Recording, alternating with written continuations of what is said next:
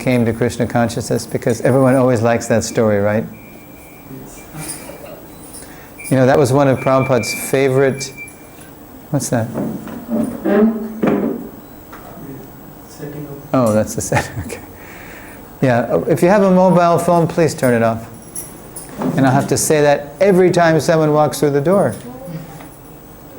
Mobile phone off. Tray tables in the upright position, seat belts fastened. You know, they say that in the airplane, right? So, I joined the Hare Krishna movement before many of you were born. Who was alive in 1970? I was just born. You were just born. Of course, life is eternal, so we were all somewhere, but... No, in this body. Oh, okay. In this body. In this body, okay. Okay. So, how many of you... Uh-oh, what's that? Okay. How many of you saw Srila Prabhupada? Nobody. Okay. So I'm one of those endangered species. Right? But as I was saying before we started chanting, it's not a matter really of having seen him. It's a matter of hearing him. Just like Krishna says in the Gita, some look on the soul as amazing, some hear of him as amazing, and some describe him as amazing, while others, even after hearing about him, cannot understand him at all. So it's like that with Srila Prabhupada. Some people hear about Prabhupada, maybe they even saw him, maybe they were even initiated by him. Maybe they, they can describe him, but to really understand Prabhupada, that's a gift, it's a blessing. It comes from following him. So you see the title of the seminar is Srila Prabhupada, our founder Acharya. He's not just the Diksha Guru of 4,800 people who were in the 1960s and 1970s. That's not who Prabhupada is. Let's get him. Come on in. Please. I want you to sit right there. Yeah. So you don't fly away. Usually everybody sits... human nature means everybody wants to go to the back, right, and hide.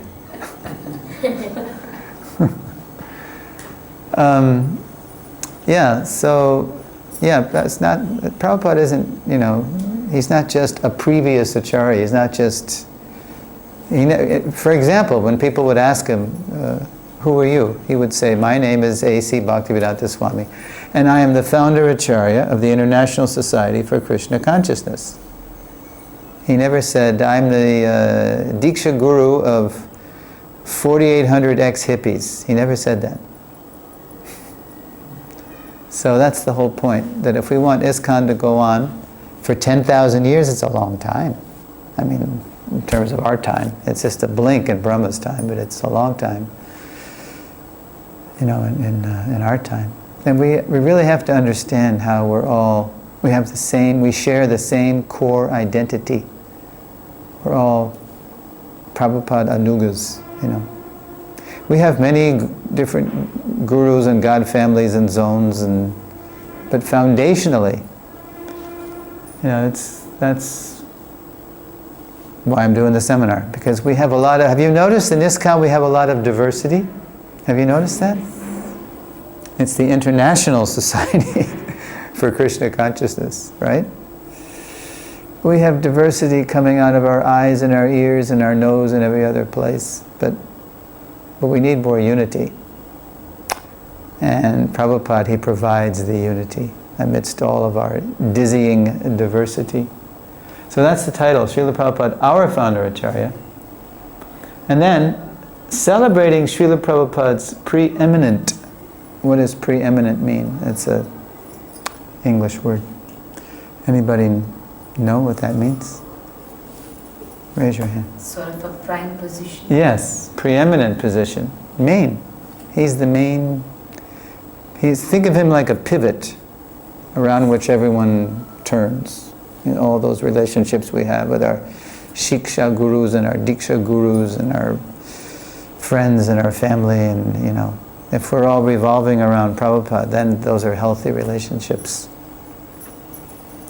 And if anybody who's enriching our relationship with Prabhupada, those are the most important people in our lives. You know, our spiritual masters, our whoever they are. Anybody who's enriching our relationship with our founder Acharya that's important. And that goes for me too.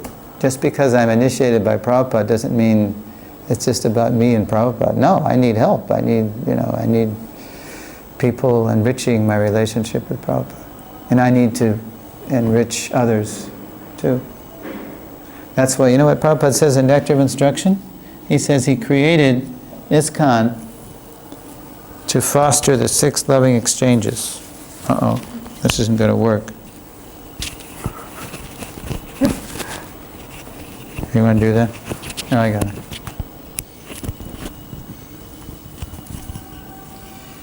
Oh, here you go. You can wear that.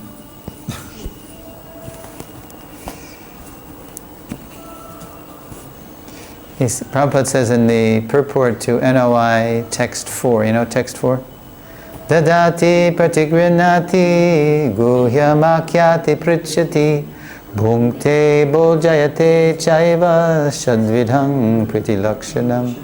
The 6 loving exchanges. What do we exchange? We exchange gifts, we exchange confidential thoughts, and we exchange prasad.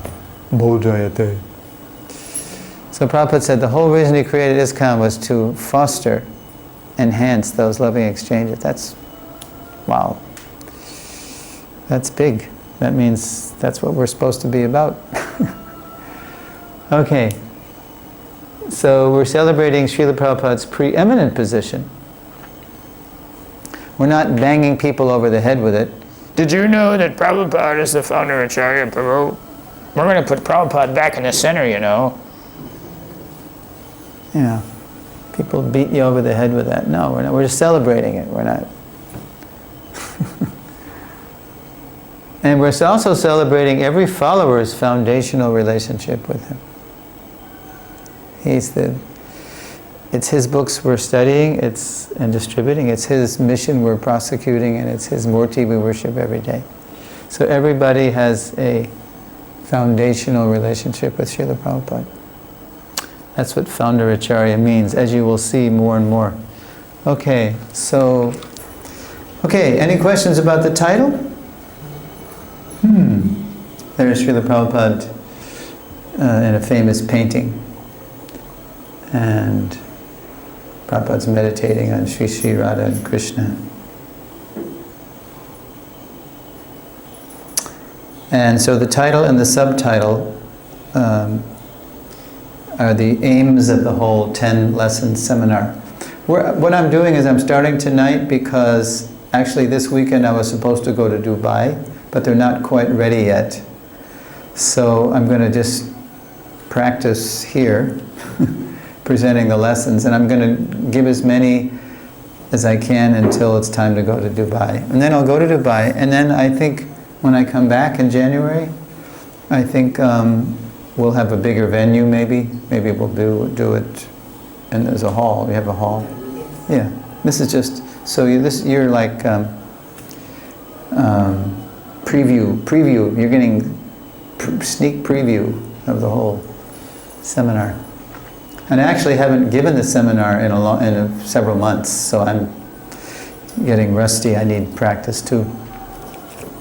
Okay, here's how the seminar flows. Here's an overview.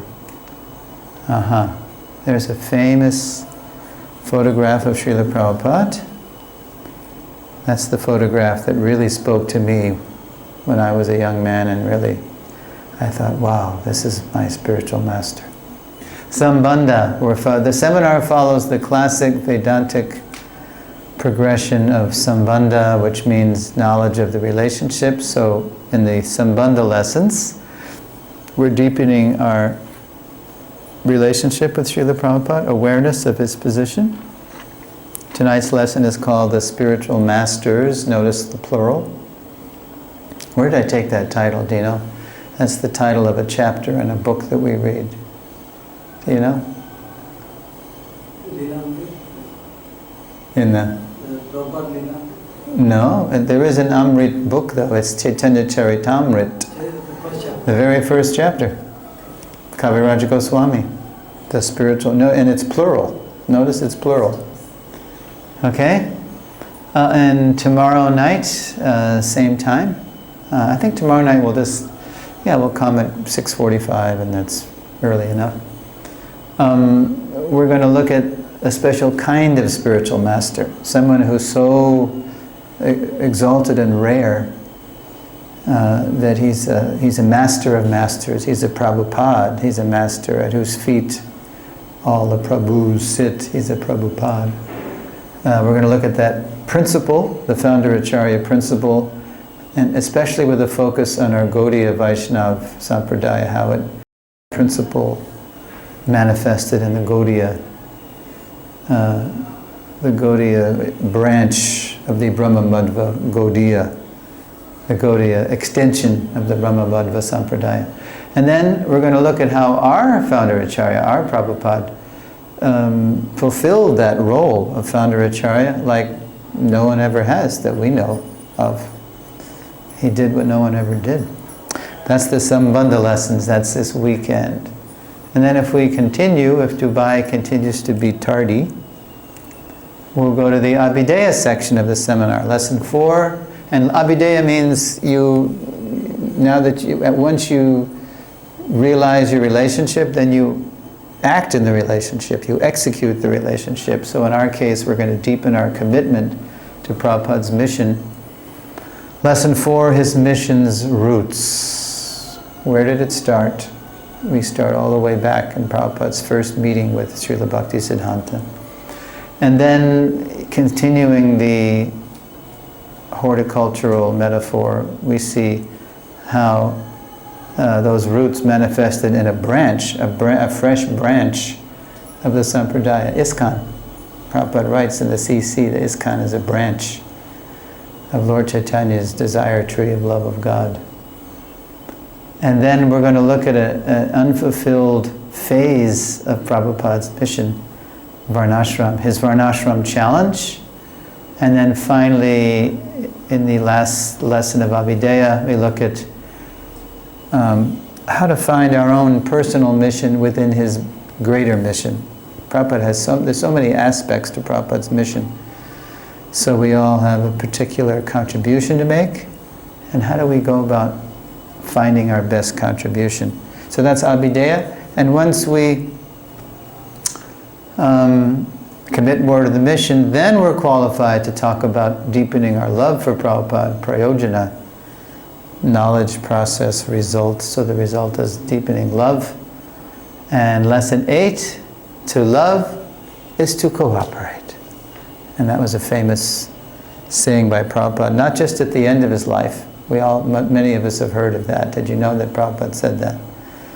If you love me, that'll be proven, shown by how you cooperate once I'm gone. And then lesson 9, it's a different kind of lesson. Do you ever hear the word exorcise? Not exercise, but exorcise. When you exorcise, what do? You cast out demons. When you exorcise, you ever hear of an exorcist? Yes. He's someone who gets rid of ghosts and demons. You know this in Tantra, right? There's tantric arts. So we look at misconceptions about Prabhupada that we may have. Sentimental misconceptions, impersonal misconceptions, that we might not even be aware of, that we had them. And then we exorcise them, we identify them, and then we dispel them and get rid of them. And once we do that, we can enter into an authentic, real relationship with Srila Prabhupada. It's called Your Srila Prabhupada. We all have that, at least potential, to have a deep relationship with our founder Acharya. He's inviting us all, as he is in that picture. That picture, to me, is still so inviting. It's full of compassion. Do you know how that picture came to be taken? Anybody know the story? Well, Prabhupada, where did he start ISKCON? Do you know where he started it? In New York. I was born about 20 blocks from where he started that 26 Second Avenue. 20 years earlier. He started in 66, I was born in 46. So, what was I going to say? Oh, so then at Prabhupada, he incorporated ISKCON in July 66, and then in January 67, what did Prabhupada do, do you know? He left the place. He flew away. If you've read the how many people have read the Lilamrita? Yeah? Have you read it? Good. How many have read the unabridged? Okay. Fewer hands. Right, you just read the one volume? That's a good start, but it's good if you read the unabridged. Oh, it's amazing. So anyway, so Prabhupada in January 67, he flew away from New York, and where did he go? San Francisco. San Francisco. And he started the second chapter. And then when he left, the people, the devotees in New York said, oh, we're so lonely, we don't know what to do. And Prabhupada said, well, just follow my instructions. And you can put a picture of me on my seat. You know, when you're chanting in the morning. And then they said, well, we don't have a picture. So Prabhupada said, oh, okay. So they called him Swamiji then. Okay, Swamiji said, okay.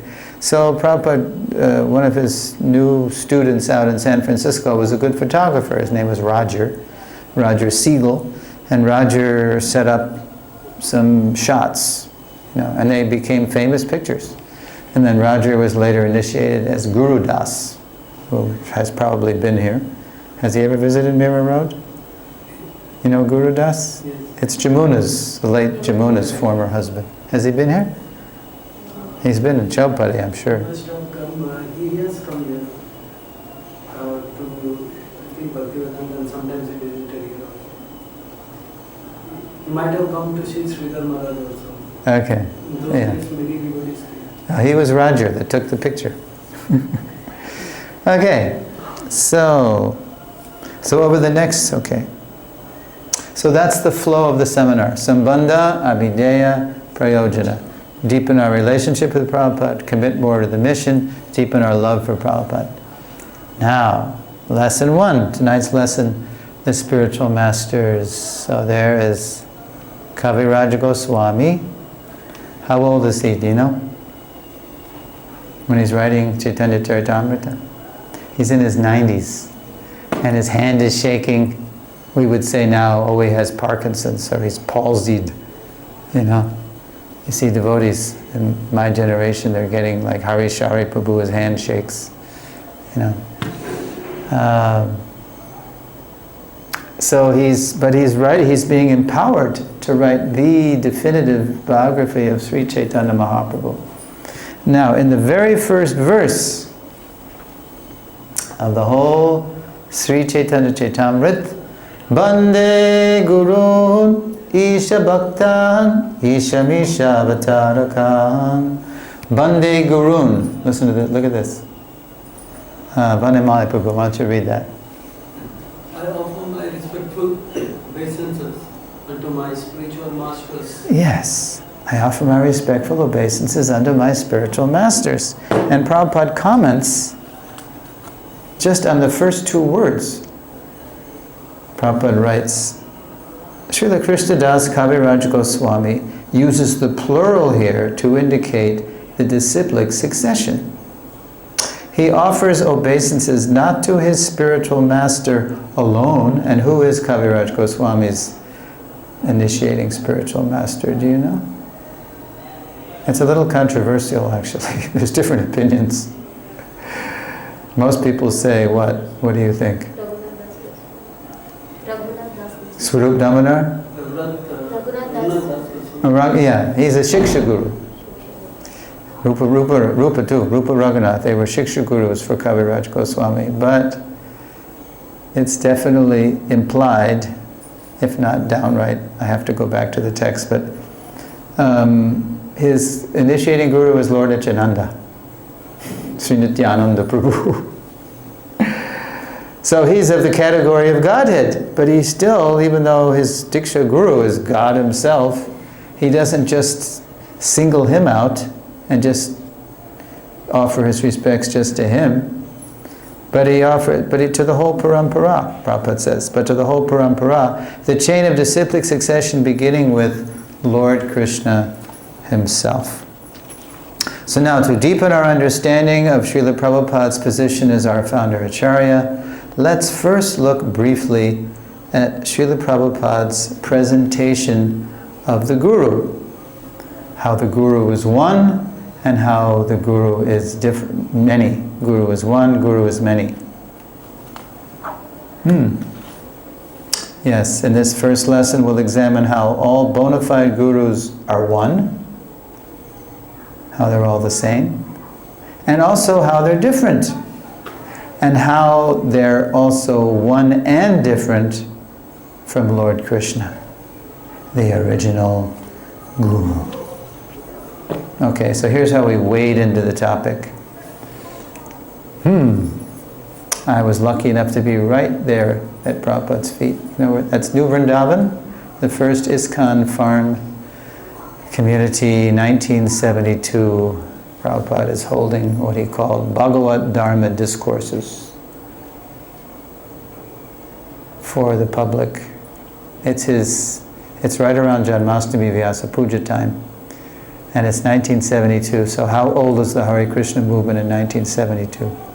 6 years. 6 years old. And now the public has seen, even though we look strange to them, right?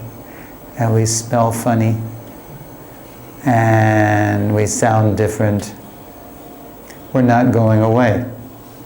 We didn't just come in and land from another planet and then fly away. No, we're here to stay. And so they're wondering, well, who's responsible for this?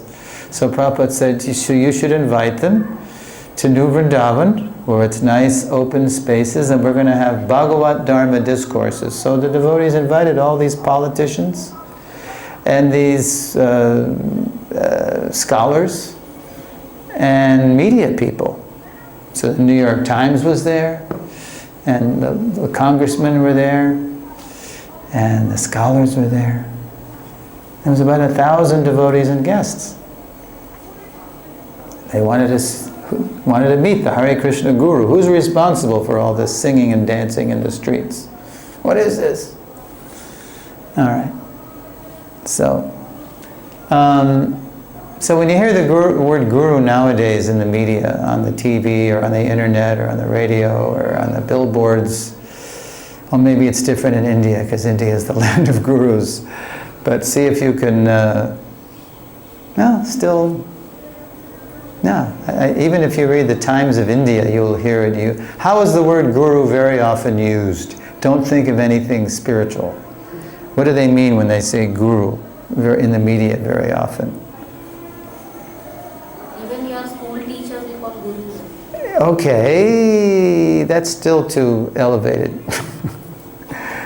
What do they mean when they say Guru sometimes in the media? One teacher. Sometimes they say that business guru. Yes, right. Vanamali Prabhu, read that. Popularly a person who has knowledge or expertise. Expert example, a sports guru. Yeah, you said business guru. So that's very often how the word has passed into the language now, in a very non-spiritual way. It just means expert. That's all right. Like I was at the post office not long ago, and it was a kind of complicated transaction, so the postal clerk said, "Just a minute, Mr. Hall. This is a rather complicated transaction. To complete this, I'm going to have to call up my postal guru." So she called up her supervisor, and the supervisor told her how to complete the transaction. Okay, so that's one level of the word guru. Another level is gurus in nature. You remember in the Bhagavatam where that's talked about? Where is that? 11th canto. Yes. So let's read that. Naturally, a teacher in nature, example, a tree teaches tolerance. Right. The Avanti Brahmana in the 11th canto said he had 24 gurus. Right? So we learn a lot just by looking at nature, because nature is Krishna's energy, and actually Krishna devotes many verses in the Gita to describing how we can see him through his nature energies. Right? I'm the light of the sun and the moon, the taste of the water. There's a whole chapter, text chapter 10, checks 20 through 40. The opulence of the absolute, Vibhuti Yoga. Of fishes, I am the shark, purifiers, I am the wind. So that's nature is you can learn a lot from nature. A tree teaches tolerance. Now, what does the word guru mean literally in Sanskrit? Guru. Anybody know? Who is heavy. Very good. Read that. Literally, one who is heavy with knowledge. Right, not heavy in kilos. I can't do that very well. I'm so skinny. But and now we're going to hear Prabhupada define the word guru perfectly, completely. Let's see if it's going to work.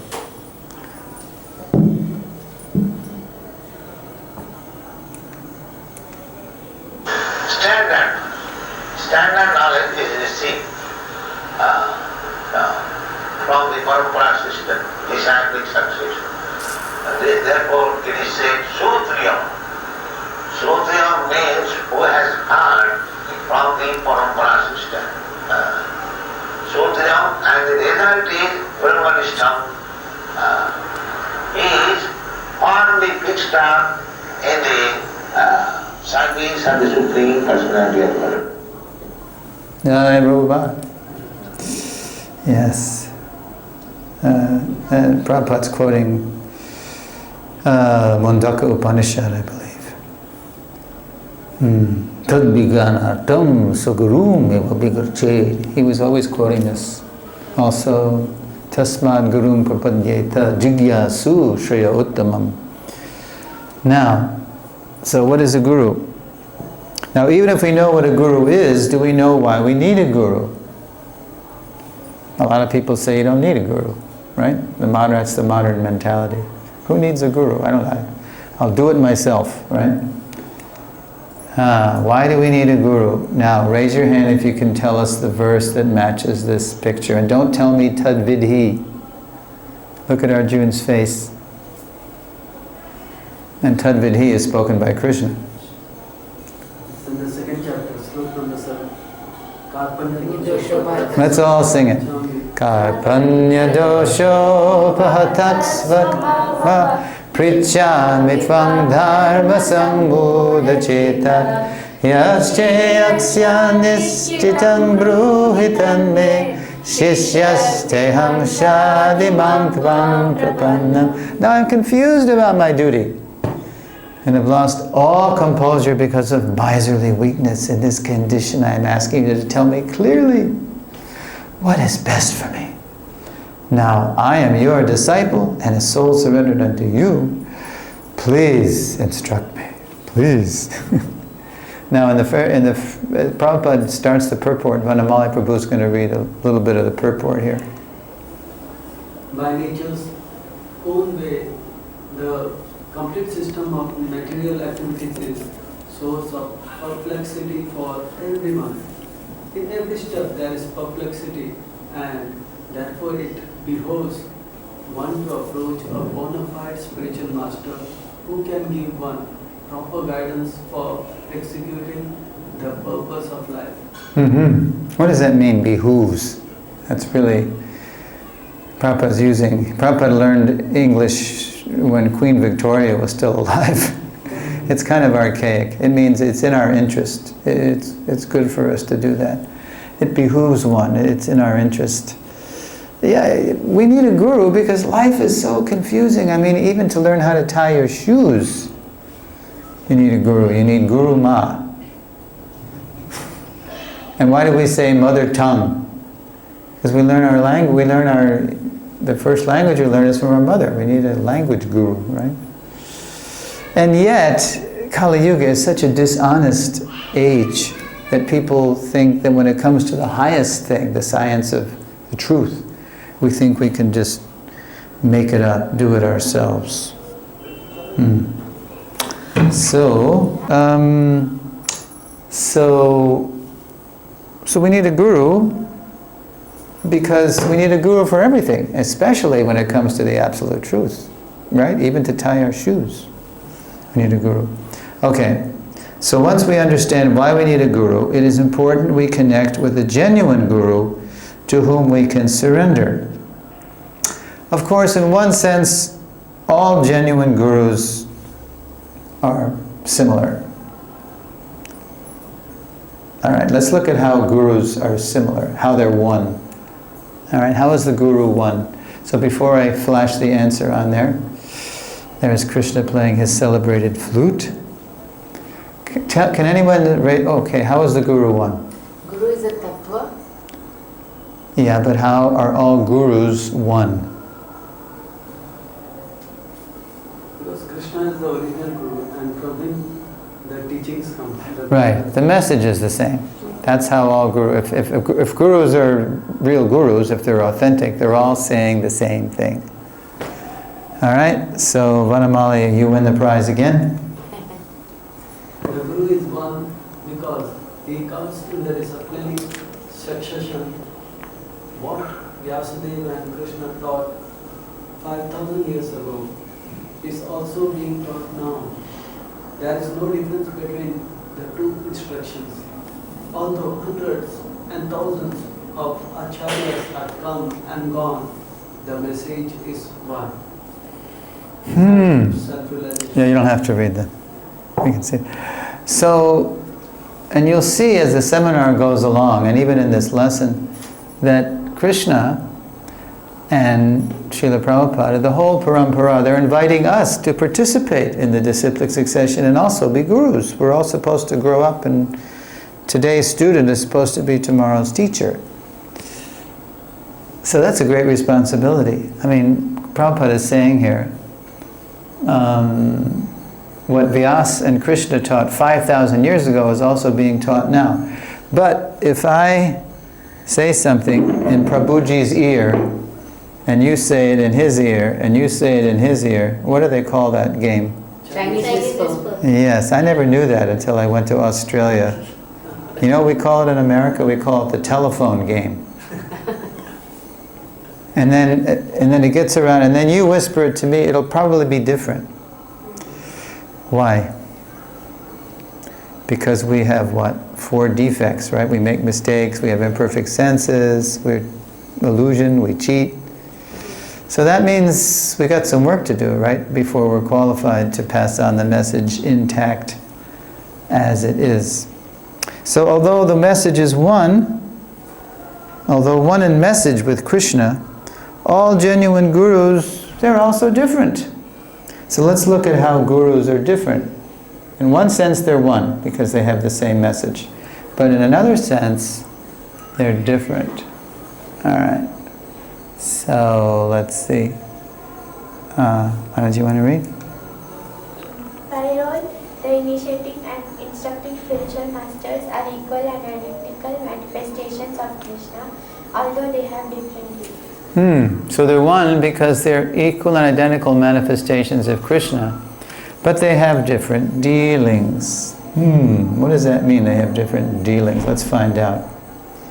So there was one great devotee. You know when you sing Gaur Arati, we say, Nara Hari Adi Kori Chamaradulaya. Who's that? Srila Narahari Sarkar. Thakur. He wrote a book. He wasn't always just fanning Lord Chaitanya. He also wrote a book called Sri Krishna Bhajanamrita. It's only about 60, 70 verses, but it's a lot about the relationship between guru and disciple. Here's what Sri Krishna, or Srila Narahari Sarkar says. We're going to get an idea about how gurus are different. Quote, a faith, now this is an old example. Maybe it's still true in some parts of India, but I don't know about Mumbai. Quote, a faithful son may go out for earning money and then bring to his father the wealth gained. Is that still true? Forget it, right?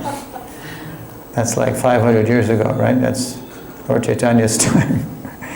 Then later the son may ask for some allowance from the father, and whatever he receives from the father, he is entitled to spend on himself. That's really once upon a time, right? Now, so that's And then Narahari Sarkar says, similarly, so there's an analogy here, a disciple may hear some instructions from another advanced Vaishnav, but after gaining that good instruction, he must bring it and present it to his own spiritual master. He should then hear the same teaching from his own spiritual master with appropriate instructions. So we're always hearing things, right? We're always hearing. But if we want to know if what we're hearing is true, we should take it to our guru, or our gurus. Right? Remember? Guru is one, guru is many. Bande Gurun. So, I make an observation here. Listen to this. In ISKCON's global family, initiating gurus are like parents. It's very much a parental relationship, gurus and disciples.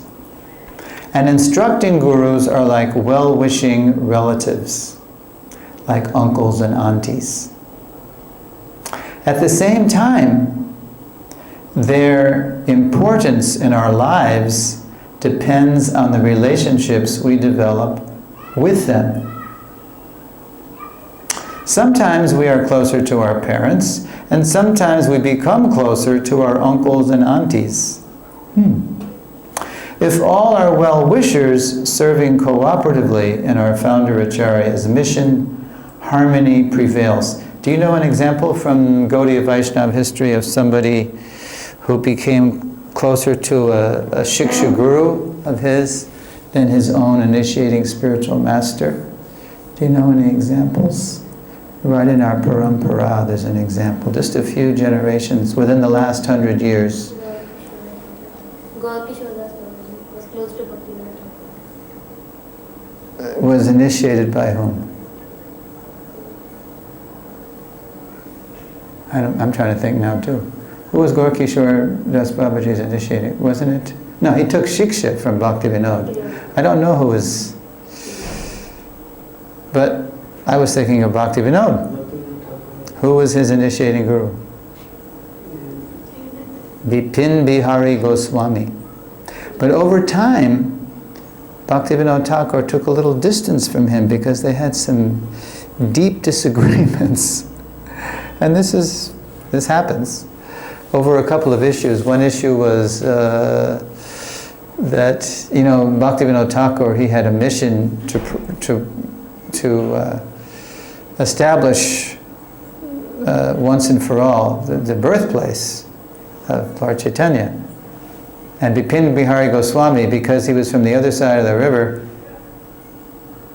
he was saying that Lord Chaitanya appeared in Navadvip. But Bhaktivinoda knew through his research and his intuition that actually he appeared in Mayapur. And who confirmed it? Jagannath Sarvabhauma, Bhakti Sarvabhauma, Jagannath Das Babaji, whom Bhaktivinoda Thakur over time came to accept him more as his more prominent guru. That's why when you look in the parampara list, you know who made that parampara list? Who made that list? Srila Bhaktisiddhanta made that list. That's the Bhagavat Acharya Sampradaya. And in the list, before Bhaktivinoda, you see Jagannath Das Babaji. That's a Shiksha line. That's not a line of initiators and initiated. And we'll be looking at that next lesson. So, gurus have different dealings. Some more parental, some more relative. And we're going to see now. So that's one way they differ. They differ by the role they play. Another way gurus differ are by, let's see. Prabhu, you want to read? Can you see that? Okay. By qualification, a person who is a liberated Acharya and Guru cannot commit any mistake.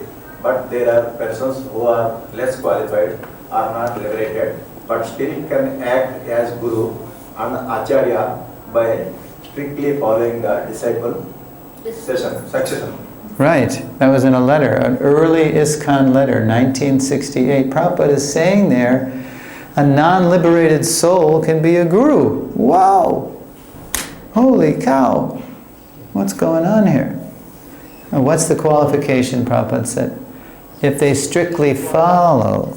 Now, sometimes people don't place as much faith in letters because very often Prabhupada was speaking just according to a time and place and a person, and they kind of minimize the value of that.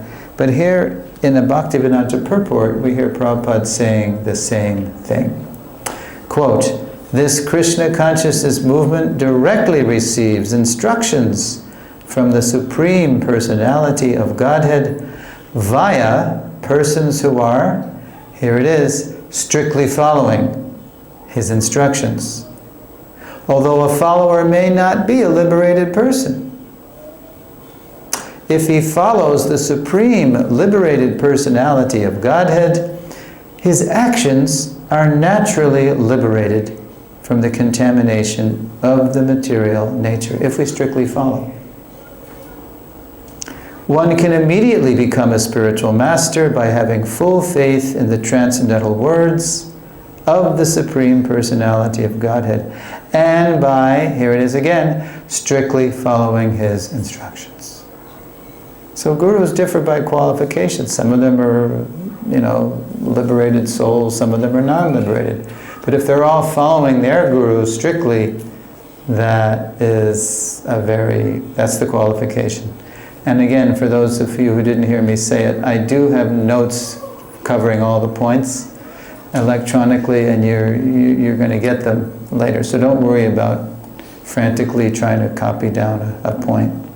But you can write down questions, because we're going to have question and answer session at the end. Right now I'm asking you the questions. At the end you ask me questions. Okay, so observation.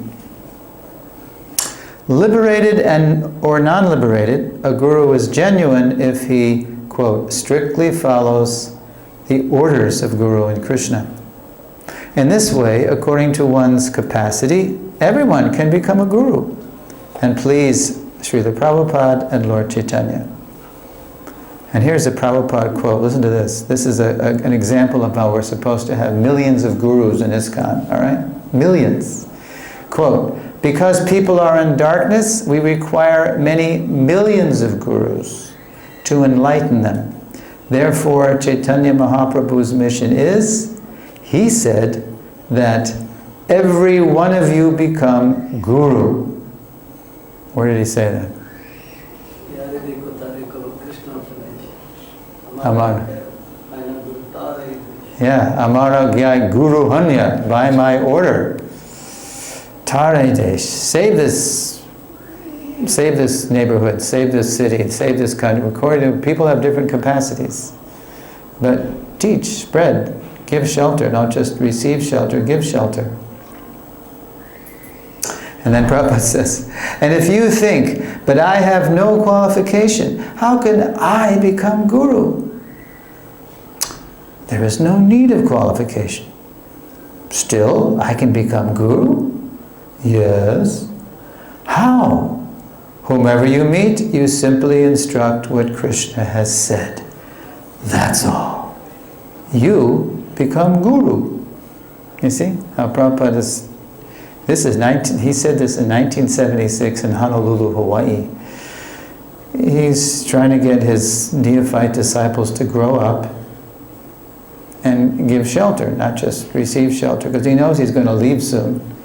That was about 1.5 years before he left. Okay, so gurus differ by the role they play in our lives, by the level of qualification they have, and they also differ another way. Let's take a look at another way they differ. By commitment. You want to read? By commitment, the spiritual master who first gives information about spiritual life is called the Vartma Pradarshaka Guru. The spiritual master who initiates according to the regulations of the Shastras is called the Diksha Guru, and the spiritual master who gives instructions for elevation is called the Shiksha Guru. Notice the progression here. The introducer, first gives the introducer, the initiator, and the instructor. Notice the progression. Introduce, initiate, instruct.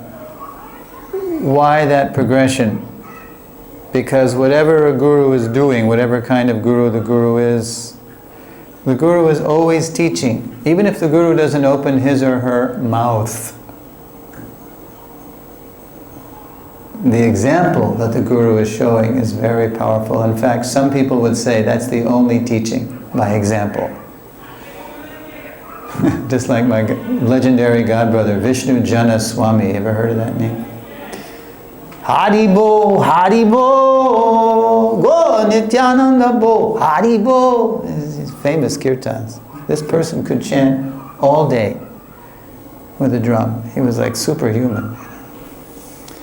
Anyway, he once, he was in Mayapur, and he said to Srila Prabhupada, Srila Prabhupada,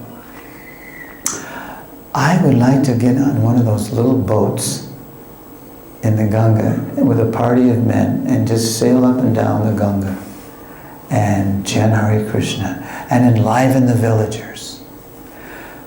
But I don't speak their language. So Prabhupada said, oh, they don't care what you say. They don't care what you say. They just want to see how you behave. Ah. Yeah. Example is better than precept. Actions speak louder than words. So, here's another example of that kind of progression from the 10th canto of the Bhagavatam, where Krishna is talking to Sudama Brahmana. Excuse me. Remember, they were boyhood friends at the Gurukula, Sandipani Muni's ashram. I was just there in Ujjain. Very sweet place. Quote, my dear friend, this is Krishna to Sudama, he who gives a person his physical birth is his first spiritual master. Well, I guess that's in Vedic culture, right? You're lucky if you make it out of the womb in Kali Yuga. You might be aborted, right? So many abortions these days. They even have that in India, right? Oh my God. I once saw Prabhupada say that. Prabhupada is saying, Kali Yuga is so bad. Even in the womb, Prabhupada said, and he took his hand and he started twisting it like he had a knife in his hand. Even in the womb they are coming after you with knife. Even in the womb. This is Kali Yuga. So, but in the spiritual culture, Krishna is saying to Sudama, the one who gives a person his physical birth is his first spiritual master. And he who initiates him as a twice-born Brahman and engages him in religious duties is indeed more directly his spiritual master. But the person who bestows transcendental knowledge upon the members of all the spiritual orders of society is one's ultimate spiritual master. Indeed, he is as good as my own self. So the emphasis again on shiksha. The essence of guru is teaching. Whichever guru, shiksha or diksha, commits to giving us the most guidance naturally becomes more prominent in our lives.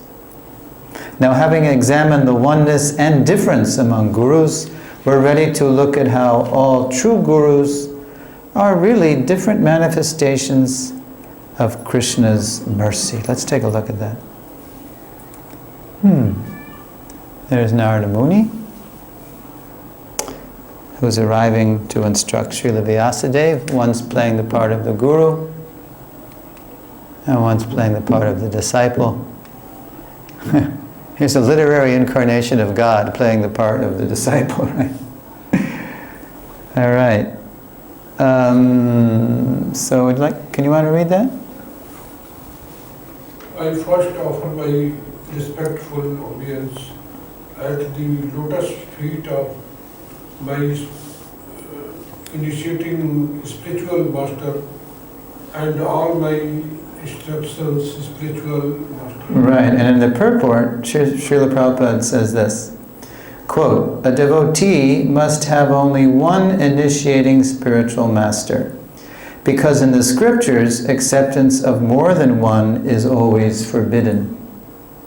Do we do that in ISKCON? Sometimes people take reinitiation. It's not actually standard. There is no limit, however, to the number of instructing spiritual masters one may accept. That's where you can have more than one. Now here's the line that's very interesting. Generally, a spiritual master who constantly instructs a disciple in spiritual science becomes his initiating spiritual master later on. What does Prabhupada mean by generally? Because this is not what happens in ISKCON very often. Right? I'll read it again. Generally, a spiritual master who constantly instructs a disciple in spiritual science becomes his initiating spiritual master later on. What does Prabhupada mean by generally? What does that mean? Regular practice of that system. Generally. What does generally mean? Applicable to all. Usually. This is the standard. Historically, that's the way it works. You have, like in a village, you have a village guru, and then you have, he's instructing people, and then they get faith in him, they see how he lives the teachings, he walks his talk, as we say. And then they take Diksha, right? But ISKCON is, even in Prabhupada's time, I was telling how when, before many of you came in the room, that when once a godbrother of mine said to Prabhupada, "Oh, Srila Prabhupada, I just want to be by your lotus feet." And what did Prabhupada say? My lotus feet are always moving. Yes, that will be very difficult. My lotus feet are always moving. So, there's a responsibility. There's a responsibility between prospective guru and prospective disciple to examine each other before there's an initiation. So how did Prabhupada delegate that responsibility? He couldn't personally examine people who were coming to his movement all over the world. So on whom did he depend for that examination? On his The temple president. Temple presidents. His temple presidents would vet, they would observe, they would examine the sincerity of a candidate, and then he'd make the recommendation and Prabhupada would accept that. So even the first generation of devotees in ISKCON, that's what Prabhupada did. So, but traditionally, whoever's giving the most instruction, the shiksha, becomes the diksha. Now that works when you do have millions of gurus. We've got less than 100 people in ISKCON doing that service. But this is to give you a hint of the kind of society Prabhupada would like us to become, where there is the local people initiating. That's more kind of normal, standard. All right, let's see here.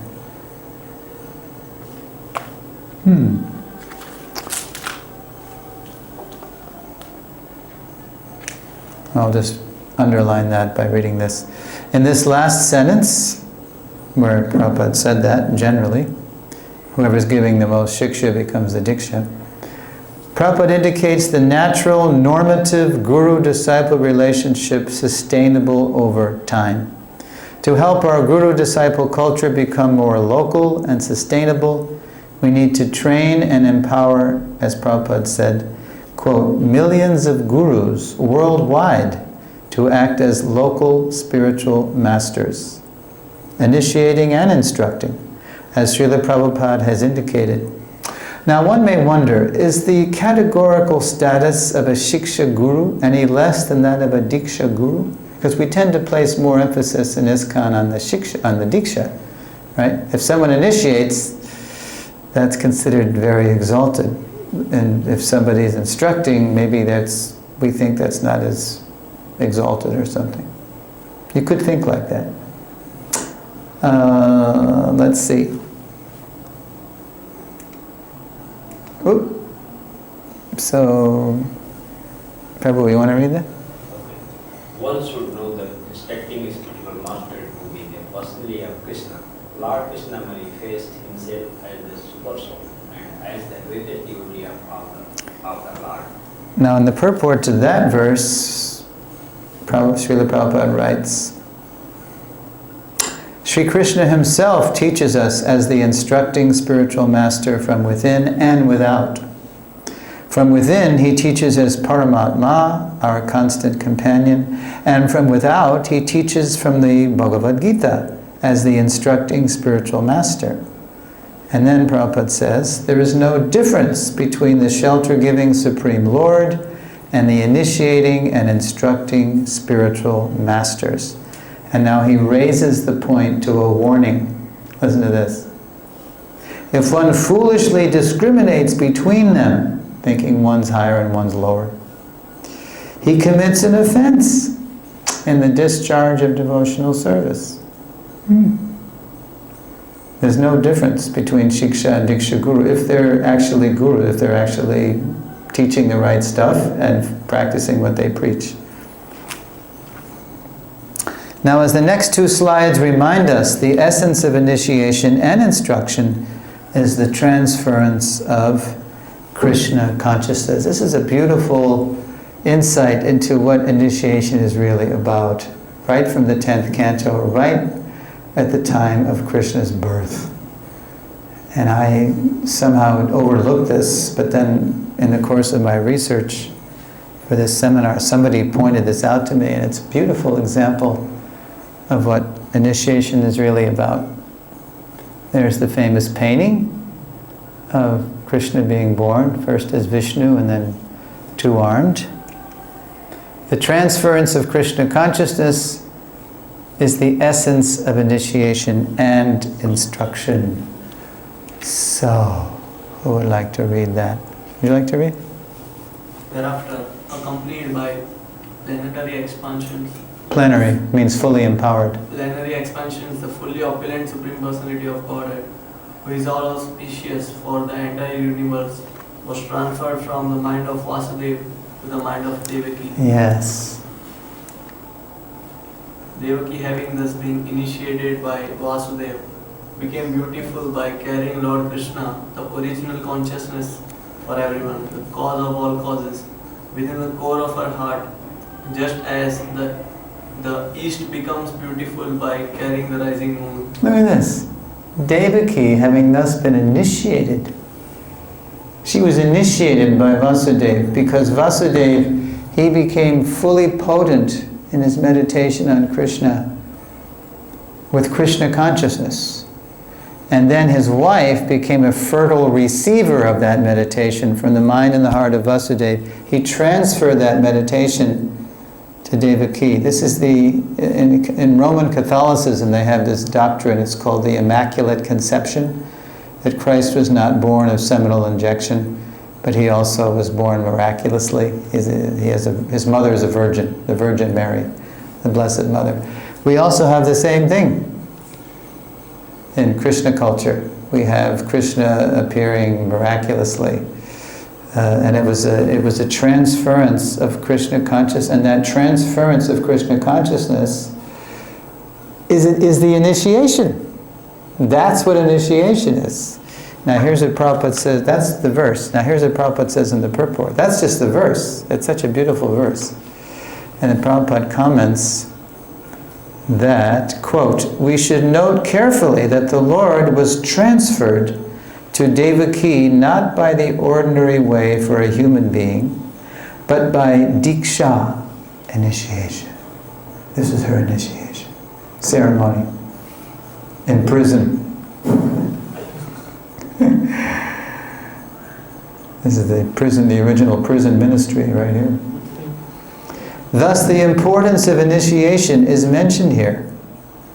Unless one is initiated by the right person, who always carries within his heart the Supreme Personality of Godhead, one cannot acquire the power to carry the Supreme Godhead within the core of one's own heart.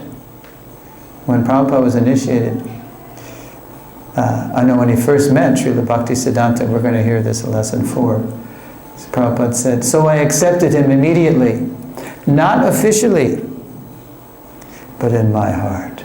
There was a tangible change of heart in that first meeting with Srila Bhaktisiddhanta. And that was really the essence of initiation. Later on it became official. 11 years later. It took him 11 years to make that official. But that's what has to happen by the time we take initiation, or else it's not really initiation. It's just, Prabhupada would say, show bottle. It's just something official, you know. But that's really what initiation's all about. Okay, so, let's see here. So not only are gurus one and different, so is the guru and God. With dramatic, empowered genius, Srila Prabhupada was able to communicate this subtle spiritual truth, the oneness and difference of God and Guru. Not only are gurus one and different, right? We just heard how Guru is one, but gurus are different. But all gurus are one and different from God, and Prabhupada very powerfully communicated this to his first followers. I don't know if you know how this happened, but you can read about it in the Lilamrita. Now, there's one of early photograph of Prabhupada. I love, this is even before 26 2nd Avenue. Do you know where Prabhupada was before he was at 26 2nd Avenue? He was in a hellish place. Where was he? He was in a part of New York, an infamous part of New York. Do you know what it was called? Bowery, the Bowery. Oh, it's even nicer now. It was worse when Prabhupada was there. You ever heard of the term Skid Row? Skid Row, it's an expression, American English. It means this is the lowest of the low. This is where the bums, the homeless. I got to be politically correct, right? This is where the lowest drunks and winos hang out. You know, it's terrible. There's garbage everywhere, and it smells, and you know. And Prabhupada, he, such exalted person, and he had the compassion to go in the depths of New York. He didn't have any money. He didn't have any friends. He had one acquaintance, this impersonal yogi, Dr. Ramamurti Mishra. Dr. Mishra gave him a place to stay at his yoga studio. That lasted a while, and then he had to get his own place because it was too much being with an impersonal yogi, So Prabhupada, he stayed with a crazy hippie on 94 Bowery Street. Yeah, 90. And you know how Prabhupada got in how he got in the door? He had to step over the drunks that were always crowding the steps. And if they were awake, they'd see him, and out of respect, they'd roll over, with their wine bottles. And Prabhupada, he had such compassion to step into that. He was happy in Vrindavan, but he was so surrendered to the order. You'll see as the seminar goes, I was so surrendered to the order of Guru and Krishna. Okay, so Prabhupada is in the Bowery, and this is June 1966. He's gone from the Upper West Side, which is a relatively comfortable part of the town. Dr. Mishra, he was catering to the, as we say, the hoity-toities, the upper crust, the rich and the famous. He was their guru, he was. But Prabhupada, he had the compassion to go downtown, where the action was, where the counterculture was mushrooming and exploding, so we had some listeners at the Bowery. He was willing to go down there to preach to the young people. There were young people there, and the word got around. So the word also got to the local underground newspaper called the Village Voice, and a reporter named Howard Smith, and the photographer who later became a famous photographer named Fred McDarrah, who took many famous photos of what was called counterculture figures. They heard there was an authentic Swami in the Lower East Side of New York City, and they went down to do a story on him. And they did a beautiful story. They got it. They were very impressed by Prabhupada. And the story said that, you know, there's a Swami here who's about to start a major spiritual movement. They really got it. So this is one of the because Prabhupada's looking very alone here, but very determined. He looks very vulnerable, doesn't he? I mean, he's all alone in this place. You know, 94 Bowery. And he later had to run away because the hippie turned on him on a bad acid trip. And he called up Michael, who became Mukunda. You know, Mukunda Maharaj, we know. And can you get me my own place, Michael? I can't stay here. He had to run away and go to another house. He had to go to hellish. So, how did Srila Prabhupada introduce the oneness and difference of Guru and God? So at the end of June, finally, they got 26 Second Avenue for Swamiji. And in a caravan of young people, they carried his belongings from 94 Bowery to 26 Second Avenue. It was several blocks.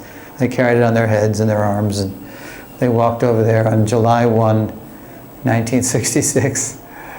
And less than 2 weeks later, Prabhupada incorporated ISKCON. He had his own place. International Society for Krishna Consciousness. It was just a little hole in the wall next to a gas station. It was nothing. He didn't know how the next month's rent was going to come, you know. So bold.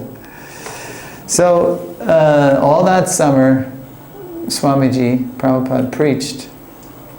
And then on September 7th or 8th, whenever Janmashtami was, I think it was the 8th, it was Janmashtami. And Prabhupada told the people, you know, the hippies, that now, today is Krishna's birthday, and we're going to fast. Fast?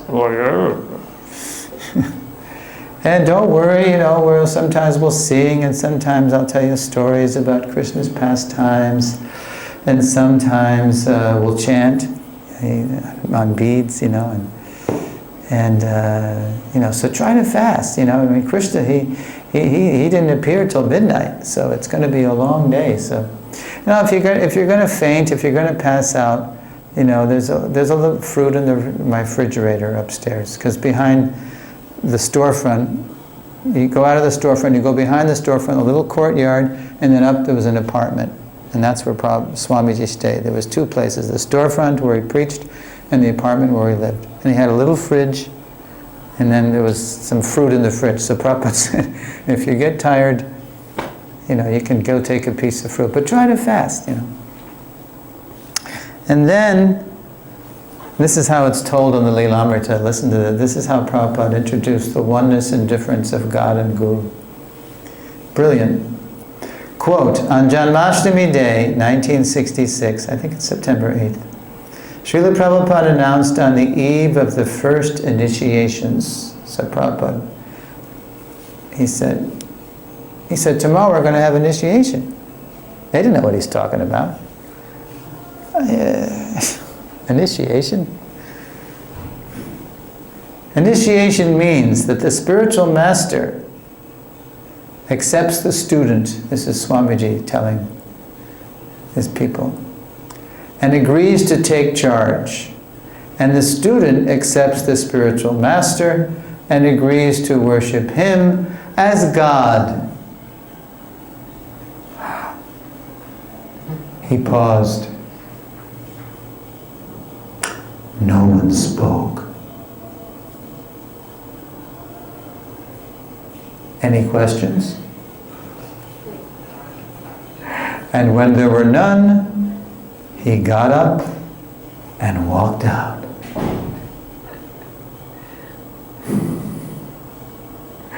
Now, when Prabhupada said, you know, the disciple accepts the spiritual master as God, he did that deliberately. He wanted to see how they would respond. They were stunned. Completely stunned. Because all summer they'd been hearing that anybody who says he's God, he's dog. Right? They couldn't quite make out what Prabhupada was saying. And what did they do? When Swamiji walked out of that storefront and walked behind and through the courtyard up to his apartment, they were like, "Hey man, did you hear that, man? Swami dropped a bomb, man. I don't know if I can go ahead with this, man." They didn't know what to make of it. Now there was one of the students who wasn't there. He was in a famous mental institution several blocks away, Bellevue Hospital. His parents had tricked him into signing himself in because he was the first devotee to wear a dhoti and shave his head. It was Kirtanananda, Keith, right? So the parents thought he was nuts. So somehow they tricked him to signing himself in. So Keith wasn't there. Keith was in the loony bin. He was in the mental hospital. So Wali, who had heard Swamiji say, we got to accept the spiritual master as God. That's what initiation means. Walks over to the Bellevue, and he gets a little visiting time with Keith, and said, "Hey Keith, Swami just dropped a bomb. He said, tomorrow we're going to have something called initiation, and it means that we accept the spiritual master as God." So Keith is pretty shrewd. He's pretty smart. So he says, we're already accepting everything he says is the absolute truth. So we may as well accept him as God. What's the problem? Well, Wali wasn't quite satisfied. So Wali walks back to the storefront and he approaches Howard. Wali, Keith, and Howard, they were all roommates in this place called Mott Street, near 26 2nd Avenue. Howard's an English professor. He's got a big body, he's got big, long Shakespearean hair, and has a booming voice. And he's not afraid to speak his mind. So Wali says to Howard, "Howard, will you please go ask the Swami what he means? We got to accept him as God." So Howard goes up. Later, Howard approached Srila Prabhupada for clarification. Now, you have to know Howard. Howard became Hayagriva later, and I knew Hayagriva. He was quite a character. He's since passed on, but he was, quite an amazing person. "Does what you told us this morning," Howard asked, "mean we are supposed to accept the spiritual master to be God?" And then Swamiji says, "That means he is due the same respect as God, God's representative." Prabhupada replied calmly. Now we sing it every morning at Mangalarti. What verse of Gaurvastakam says that the spiritual master is the same as God? Sakshat Hari. Sakshat Hari Tva. As, not that he is God, but like God. Just like if the American ambassador to India were to walk in the room, we'd all respect him as America. He's representing America. He's the ambassador. So it's the same idea. Spiritual master is God's ambassador. But then Howard, he wanted to make sure he understood. Then he is not God. No, Prabhupada said. Let's see, why don't you read? God is God. The spiritual master is his representative. Therefore, he is as good as God because he can deliver God to the sincere disciple. Is that clear? And it was clear. And so they went ahead and they had the first initiation.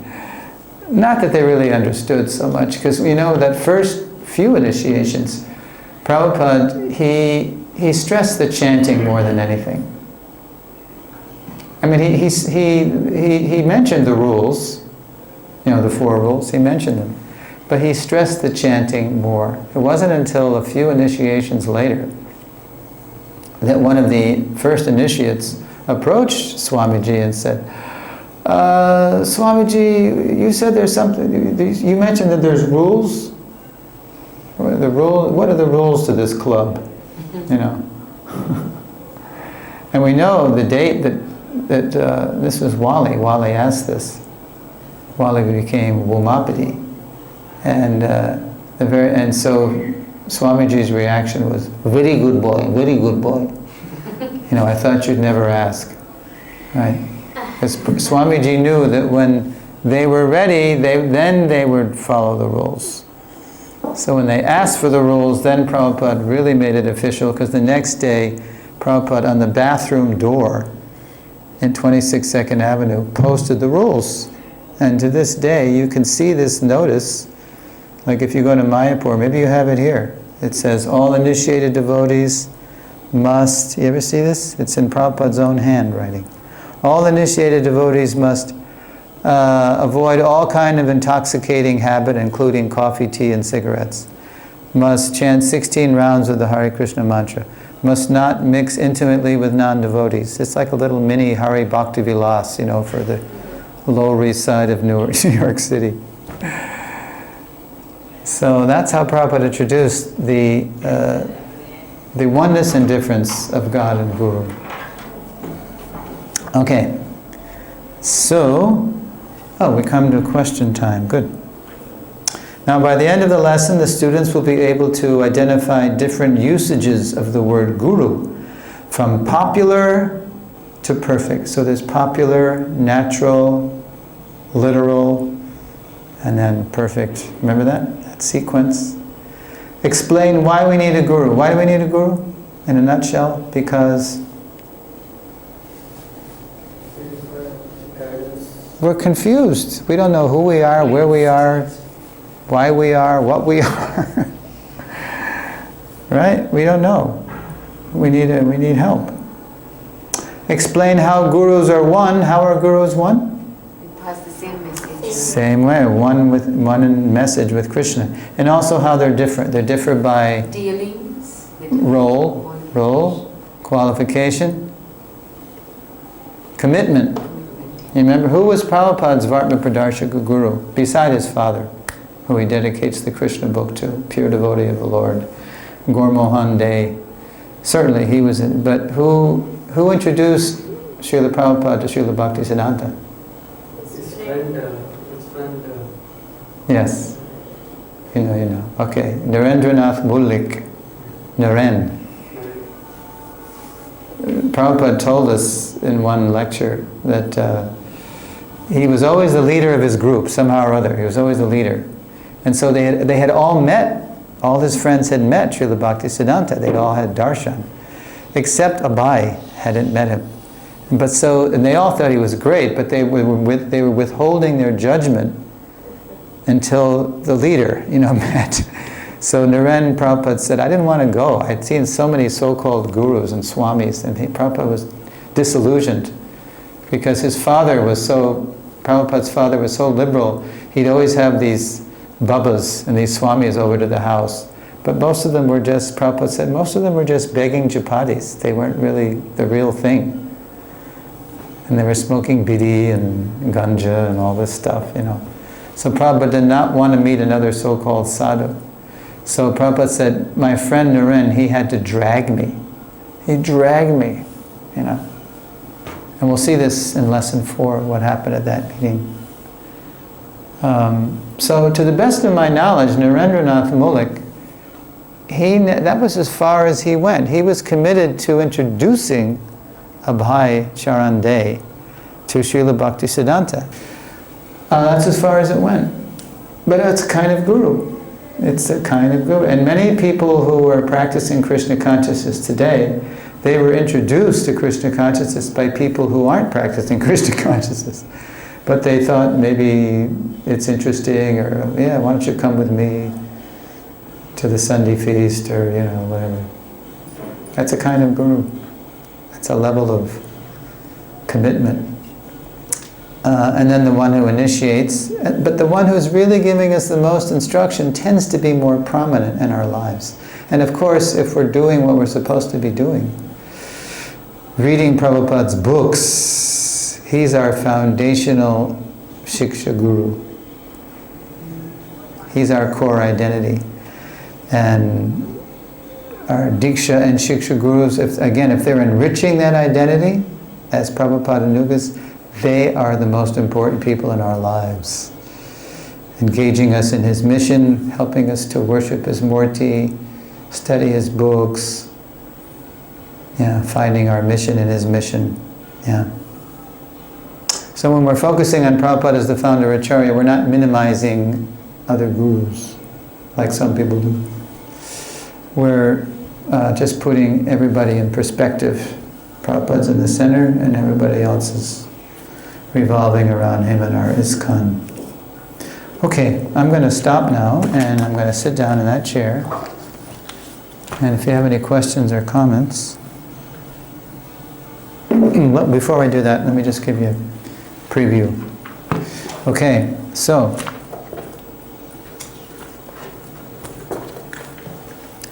all Vaishnav Guru-disciple relationships thrive under the shelter of the founder Acharya, the foundational spiritual master of a disciplic branch.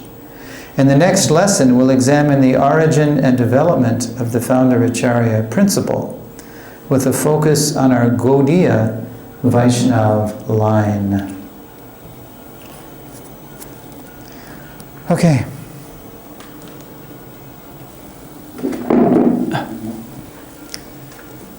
You have any questions or comments? And there's no such thing as a foolish question. Yes. As you also told that we respect more the initiating spiritual master rather than Siksha Guru.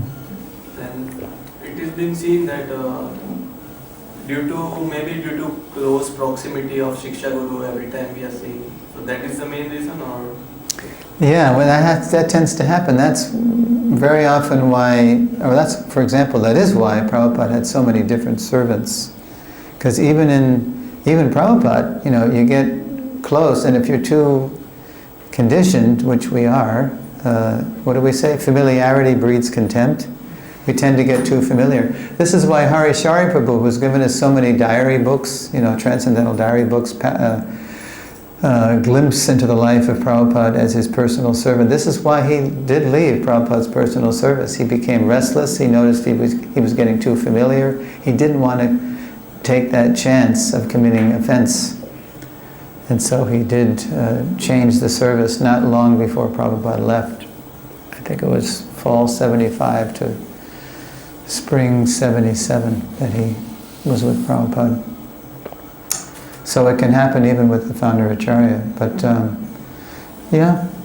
that is a danger. If you're with your Diksha Guru or Shiksha Gurus, is with anybody. So, but we do need to build the Shiksha culture more in ISKCON. That's why, for example, in 1999, there's a nice book written 16 years ago by His Holiness Shivaram Swami, Canadian devotee from Canada, who's, of course, as you know, preaching and doing wonderful service in Hungary, preaching for so many years. And he wrote a book in 1999 called The Shiksha Guru, trying to help ISKCON expand its Shiksha culture. Because too often people are distant from their Diksha Gurus, very often, because there aren't many of them, and they tend to be distant from their disciples.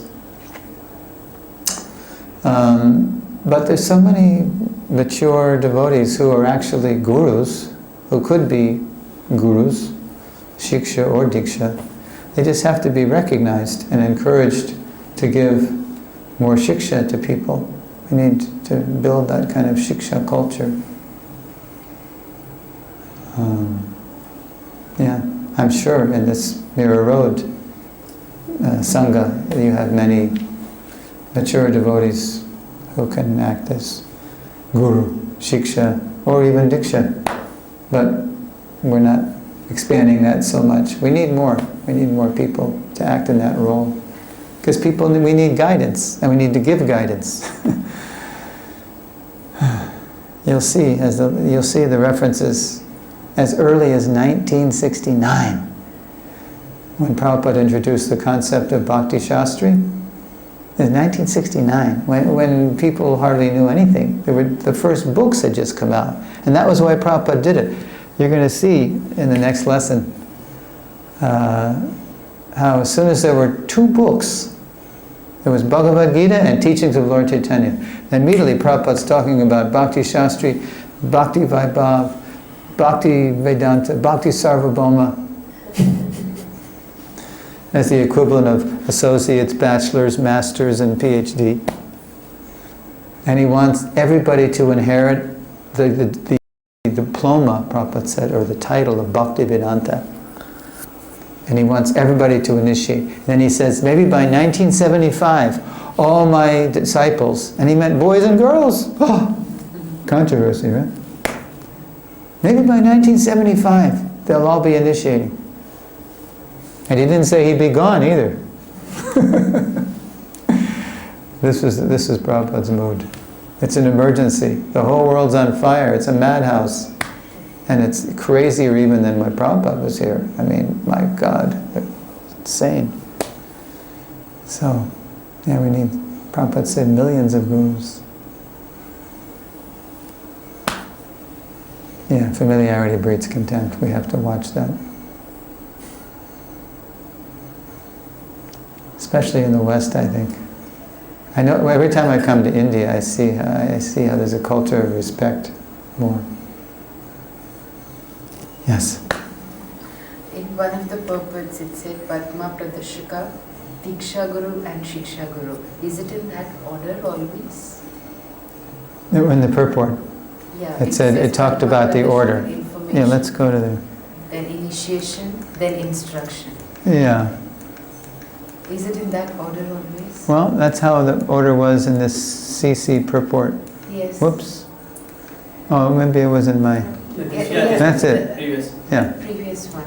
No. Yeah. Yeah. Yes. Well, that's just how life is. We're introduced, and then we associate, what is it? Ado Shraddha Tatak the Bhajana Kriya.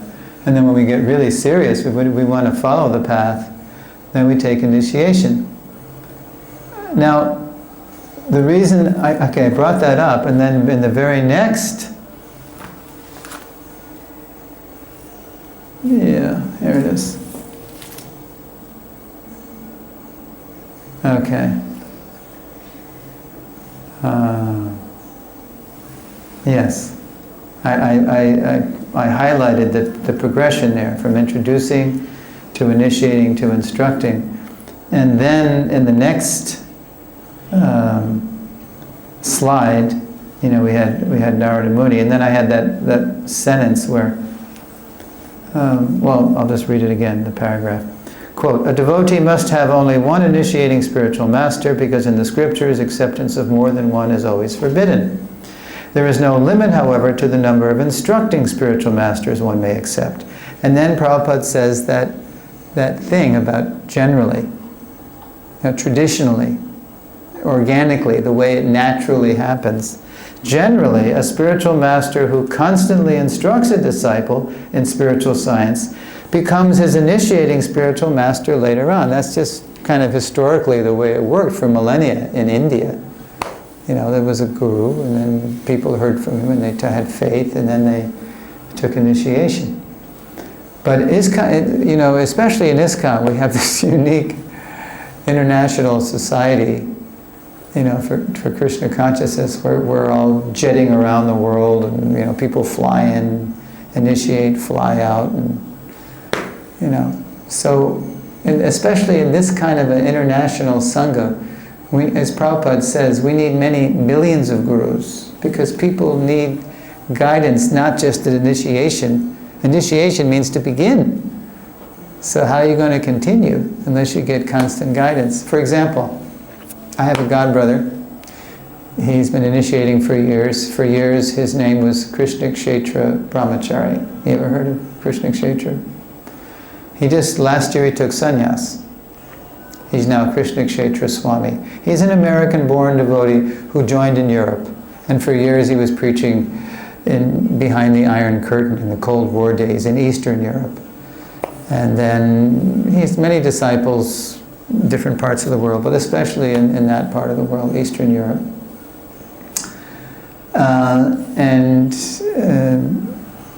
So he told me, he said, when I initiate people, because I know I'm not going to see them a lot, they're going to be distant from me physically, I say, now I'm your initiating spiritual master. I'm like your dad, right?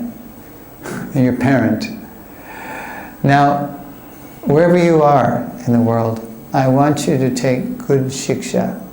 He's encouraging his disciples to develop healthy shiksha relationships with advanced devotees so that they can not feel bereft, neglected, abandoned. We need that. We need that ongoing shiksha. So this is the great challenge, we have, one of the many challenges we have in ISKCON, to develop that shiksha culture. Not just casual, not sometimes people make it a game. They take their questions to many different devotees just to see all the different opinions they can gather, right?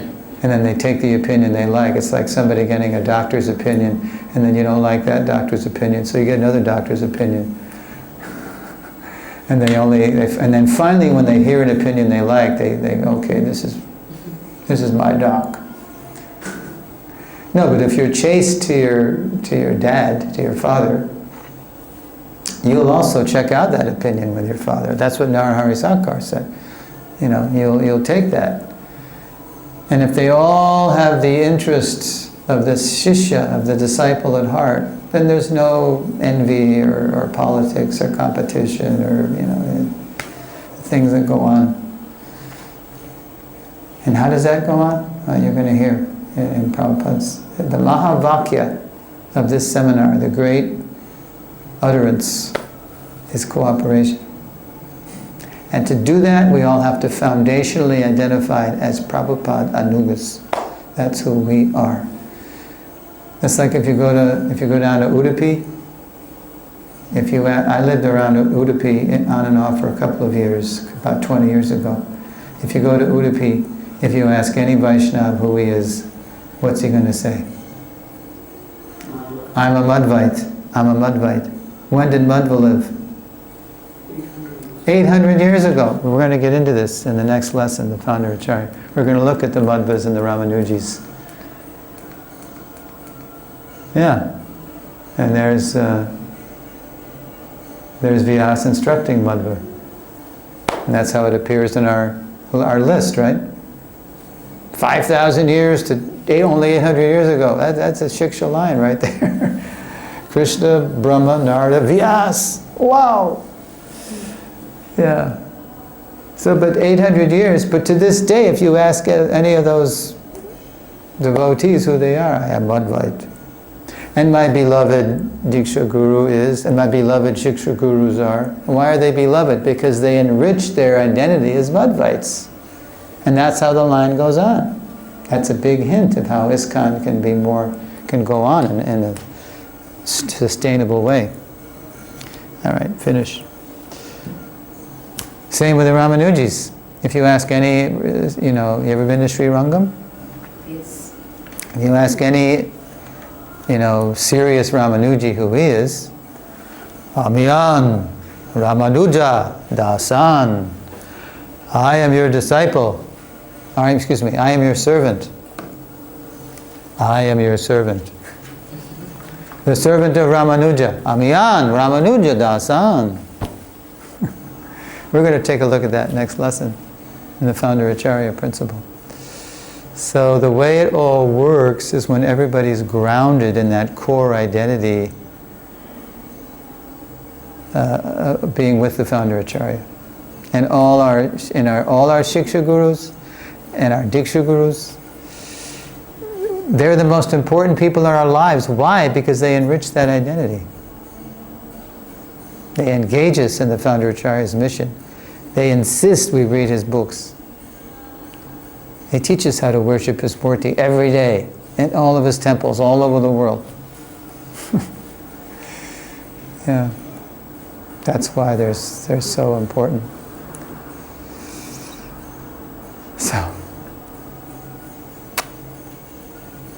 Okay.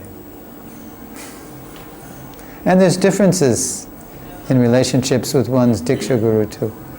You know, the Diksha Guru, for example, who also happened to be the Varma Pradarshaka Guru of a disciple of his, is going to have a different relationship with that disciple than some other person who read Prabhupada's books first and then only took initiation maybe 20 years later from this Diksha Guru. And that's happened in ISKCON. That's going to have a different flavor. And that's fine. That's just Krishna's way. Krishna's the Guru. But he brings us back to Godhead in so many different ways. You know, he works through all these different gurus. Shiksha, Diksha, Varma Pradarshaka, previous Acharyas. When I was doing research, first research for this seminar in 2011, spring and summer, I asked the late, great Gopi Puranadana Prabhu, my godbrother. It was a great loss when he passed away for us. I said, Gopi Prabhu, who's the deliverer here? Is it the Diksha Guru? Is it the prominent Shiksha Guru? Is it the founder Acharya? I mean, Krishna says in the Gita, Aham tvang sarva papebhyo moksha yishyami, I will deliver you. I will give you moksha. Who is it?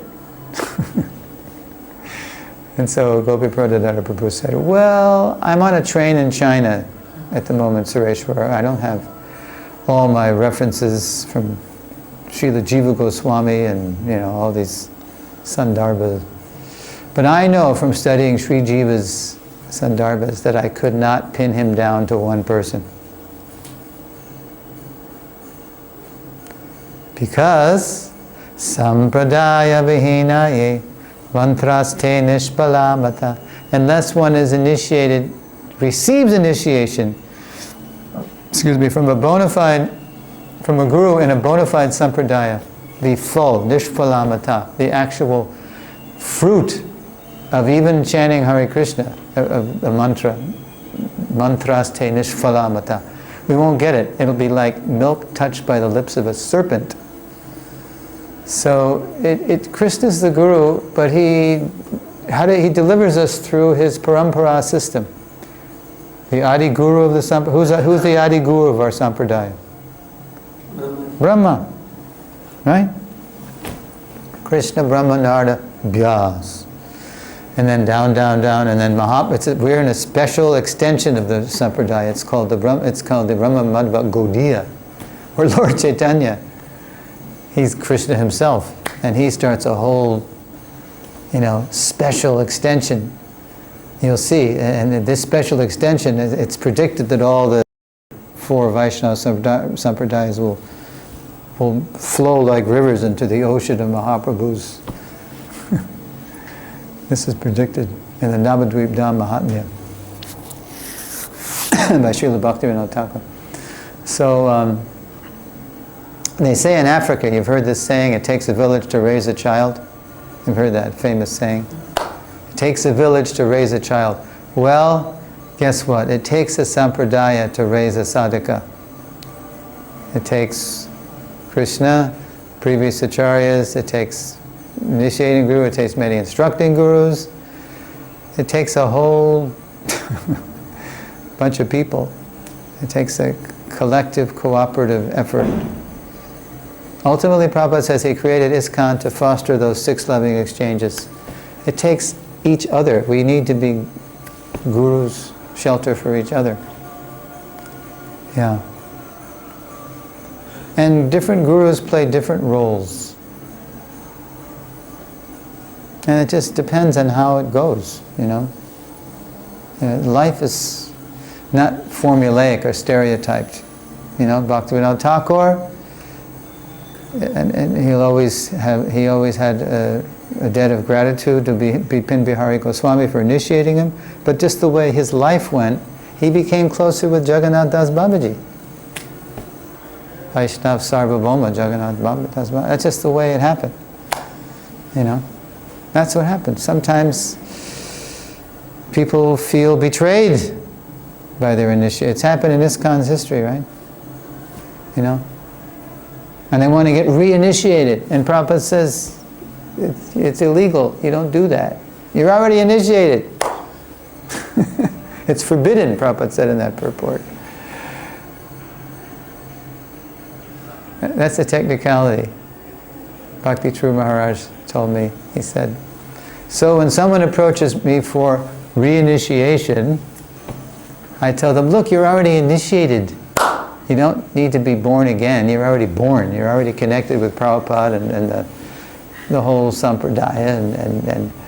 But if you've been so traumatized, if you feel so betrayed, if you feel so let down, if you feel like you can't go on unless you do this, then okay, I'll reinitiate you. But just know that you're already connected. Yeah, that's a higher principle. The higher principle is what's going to help a person go on, advance. It's like with sannyas. Sannyas. In the 7th canto, at the end of the 7th canto, there's a word vantashi. It means someone who takes sannyas, but then leaves sannyas to again take up household life, or worldly life, is considered an eater of his own vomit. He's vomited out his worldly life, and now he's eating his own. That's at the end of the 7th canto. At the beginning of the 8th canto, in the Gajendra Leela, Prabhupada said, so just as Gajendra, the elephant, he was out of his element, he was losing to the crocodile in the fight in the water, he was out of his element. So he was losing. An elephant can beat a crocodile any day of the week, but not in the water, he couldn't. So then Prabhupada very compassionately said, so if you find you're out of your element in the sannyas ashram, and that was happening, people were sannyas and they couldn't handle it. They were young men. So Prabhupada said, so go to the grihastha ashram. And we just finished talking about vantashi in the 7th canto purport. But a higher principle is compassion. What's going to help a person continue in his Krishna consciousness, continue coming closer to Krishna? So he invited the person who left sannyas to go to the grihastha ashram. Fight. We say, wear white and fight. Don't give up the fight. So it's extraordinary. These adjustments that are made sometimes by Guru and Krishna. We just saw that initiation means transference of Krishna consciousness. Now, why does it take so long to happen to the fullest? What makes the transference slow? Well, it's like if someone, Prabhupada gave this example too, if a girl is married and then immediately she wants a child. And Prabhupada said, no, first, well, especially in the old Indian system, first they're young, and they live at the parents, the groom's parents, right, the boy's house, and then they grow up, and then they're married when they're young, and then they get attached to each other, and then you have to be patient, and then by and by the girl learns how to serve the husband, and then he's gives her a child eventually, but you can't. So initiation means to begin. So it takes time. I'll tell you how Prabhupada once bluntly answered a question that's similar to yours. It was Steve, who became Satsvarupa Brahmachari, who became Satsvarup Das Goswami, who wrote Prabhupada's Lilamrita.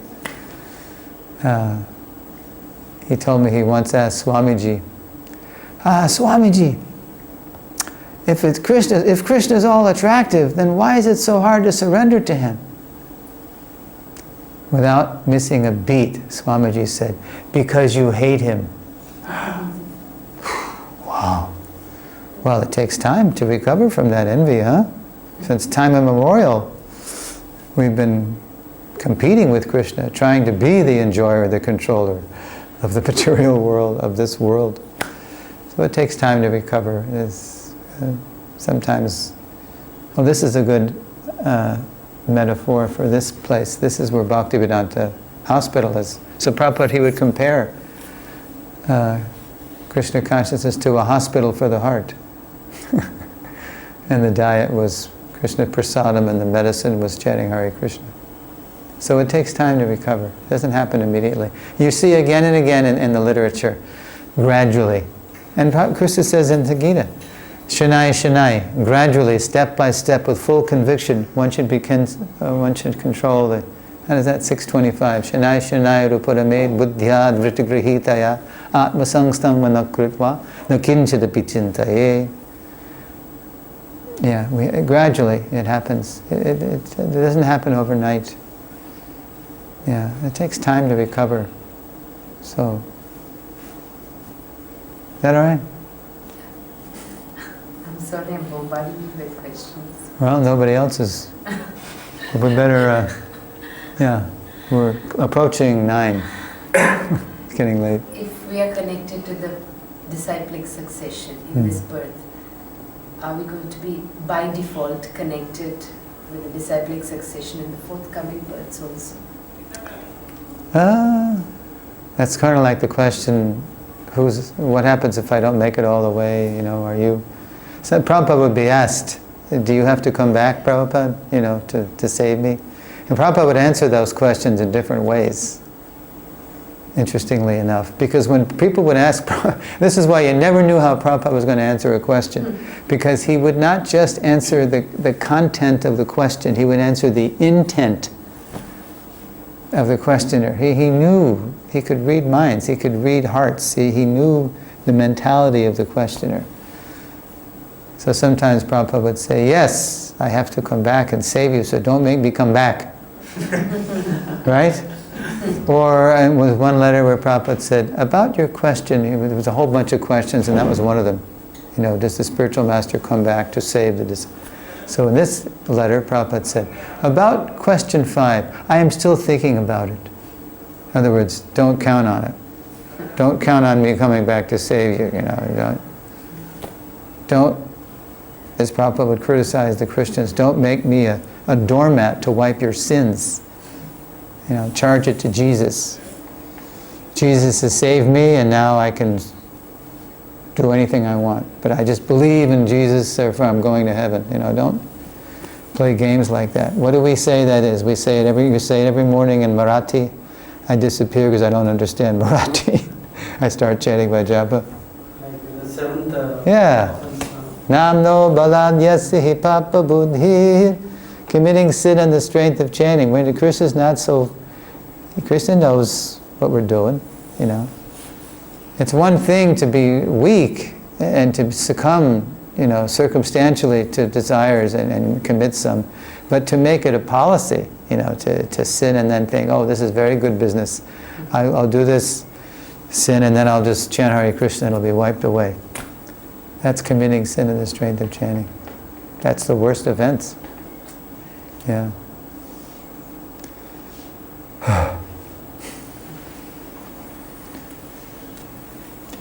All right. Any other questions before we break? Thank you for coming. Srila Prabhupada ki jai.